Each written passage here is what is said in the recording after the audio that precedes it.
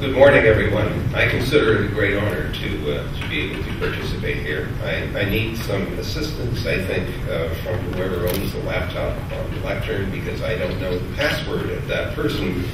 But if you'll just give me a moment here, I can probably work it out. While we're waiting for the laptop to be activated, let me first of all congratulate Stephen Mock on a remarkably thoughtful presentation, succinct, but filled with a great deal of thought about how to make use of these technologies. I must say that not very many government officials, in my experience, have the kind of articulate view that you have, and one which I think is quite implementable. So congratulations to those of you who work in the Hong Kong environment. You're very fortunate to have Stephen among your number. I'd also like to convey Stephen Crocker's wish that he could be here. He's been very much involved in the deployment of DNSSEC as the head of the Security and Stability Advisory Committee at ICANN, and now the vice chairman of ICANN, but he finds himself in Europe at the moment. So he conveys his congratulations to you on choosing this topic this morning. I have only about 10 minutes or so to introduce this topic and to convey some of its importance to you. So let me go ahead. Let me start out by observing this is a 10-year-old image of the internet. But what it conveys to you is two things. It's generated automatically by looking at the global routing tables. The different colors are different operators of parts of the internet. Well, the point I want to make here is that it's a gigantic collaboration. There's no top-down requirement that people be interconnected. They choose to do so. They do so using open standards that have been developed to allow equipment and systems to interoperate. Same thing is going to be true of DNSSEC. It's very important that that we all voluntarily decide to use this technology to strengthen the domain name system. The number of machines on the internet has been growing over time. It's well over 800 million now, and probably many more than that, because a lot of them are not visible. They're hiding behind firewalls. Some of them are only episodically connected, for example, laptops and desktops, and now increasingly mobiles. The number of people on the net has approached about 2 billion, of which a rather significant number are here in Asia. These data are all, of course, approximate. There's no central location where you have to register to be a user of the internet. But I observed that even at 21% penetration of the general population, there are 800 million people in Asia using the internet today, and about half of those, possibly more than half, are in mainland China.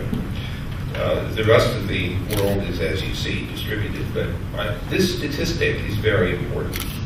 You should recognize, those of you sitting in this room who are participant in the Asian internet evolution, that you will be the largest, you are now the largest population on the internet. So you have a certain responsibility to help lead its evolution in the future, because there are so many of you who are both depending on it and contributing to it. So I look to you in sessions like this and the joint APRICOT-APAN meetings as opportunities to show leadership and to show a certain degree of creativity to help the internet continue to grow.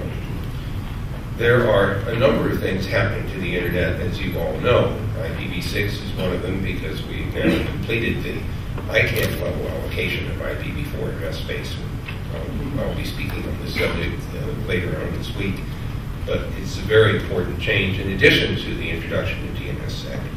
Internationalized domain names, which should be of great interest to people here, because you can now express domain names in scripts other than Latin, is relevant to many of the non-Latin languages that are spoken in this region. And of course, DNSSEC, about which we're speaking today.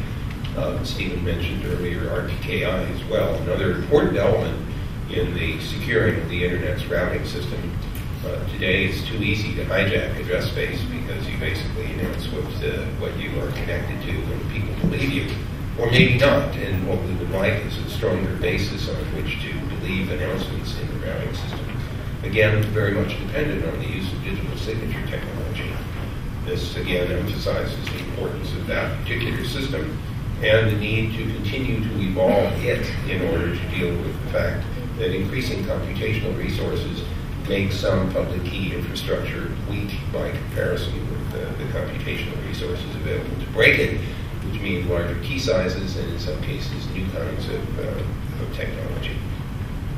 There are other things that are happening in the internet which should be visible to you. Sensor networks are becoming an increasing part of it, which increases the total population of devices on the net, also increasing the need for IPv version 6.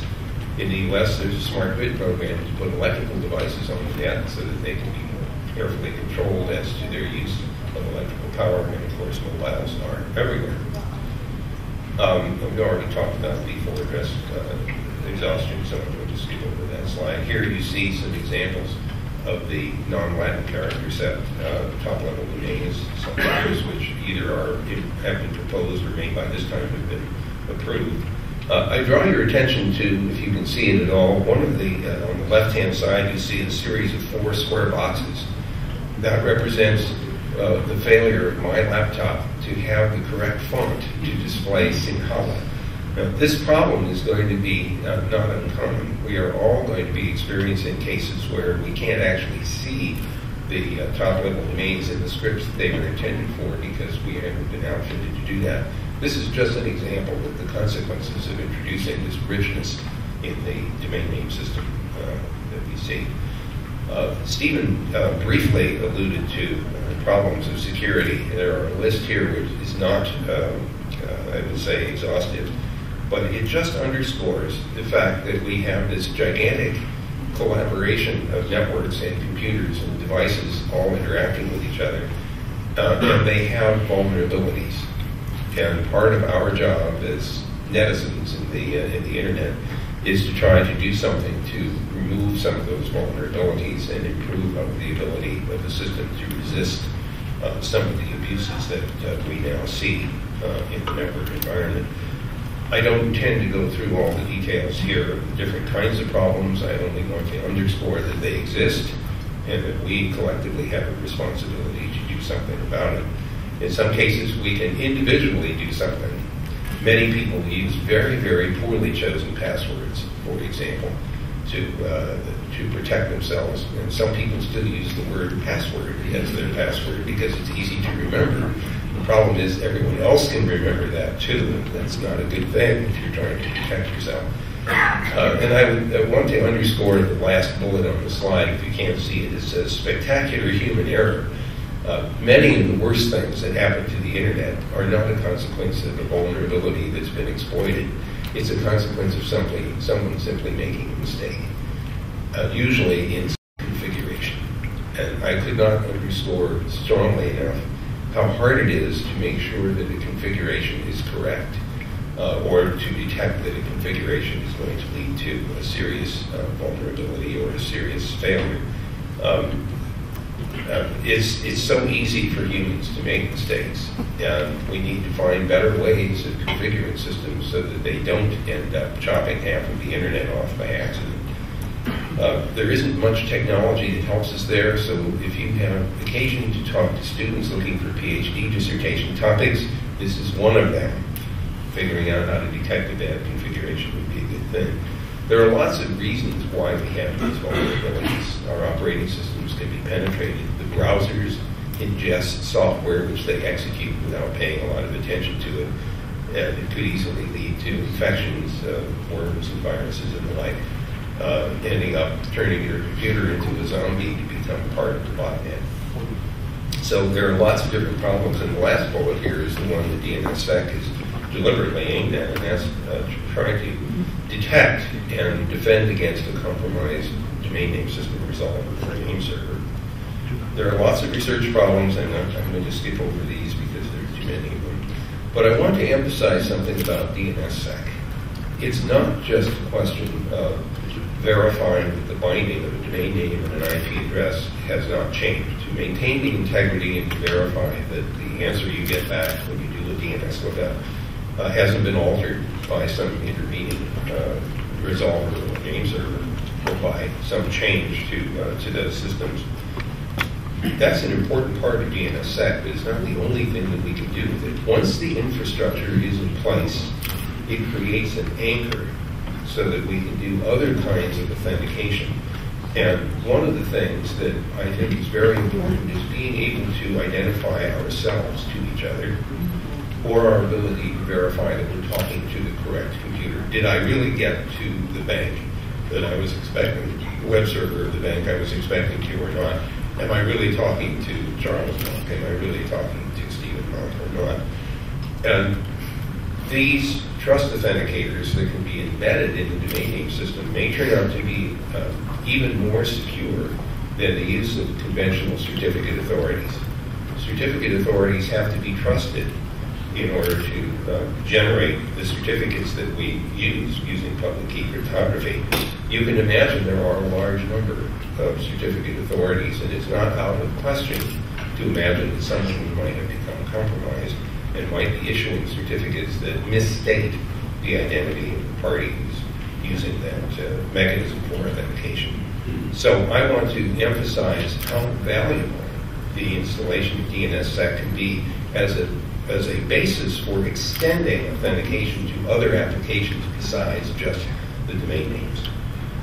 So I'm going to stop with one other observation, and that is that there are an increasingly large number of devices coming onto the internet, none of which I ever anticipated in the 30 some odd years ago that I was working on the internet with my partner Bob Cohn. Things like refrigerators and picture frames are now part of our internet environment. But the one which I repeatedly am amazed at the most is the internet-enabled surfboard. Someone in the Netherlands, I'm told, was sitting on the water, I guess, waiting for the next big wave, thinking, you know, if I put a laptop in my surfboard, I could be surfing the internet while I'm waiting for the next wave. And so he built the laptop into the surfboard, put a Wi-Fi service on the rescue shack back on the beach, and now he sells this as a product. So if you're interested in surfing the internet while you're out in the water, now you know where to go to get that. Well, I want to end simply by reinforcing the importance of this particular executive session, the importance of DNSSEC, the importance of cooperating to work together in order to improve the Internet's infrastructure. I certainly appreciate your time and attention, and I hope that the panel will be an interactive one. You should raise issues and challenge the people on the panel in order to see where they want the Internet to go. Thank you very much.